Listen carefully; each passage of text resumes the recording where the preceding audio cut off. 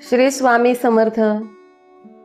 बघताना तुम्ही कधी विचार केलाय का की देव आपल्याशी बोलतो का? आपण नेहमी वाट पाहतो की देव आपल्या समोर येईल, आपल्याला आवाज देईल. पण सत्य खूप वेगळं आहे. देव आपल्याशी थेट बोलत नाही, तो संकेत देतो. कधी अचानक मनामध्ये एक विचार येतो जो योग्य दिशा दाखवतो. कधी एखादी व्यक्ती अचानक भेटते आणि तुमचं आयुष्य बदलणारी गोष्ट सांगते. कधी काही काम होणार असतं पण अचानक थांबतं, कारण तिथे धोका असतो म्हणून देव थांबवतो. हे सगळं योगायोग नाही, तरी देवाची भाषा असते.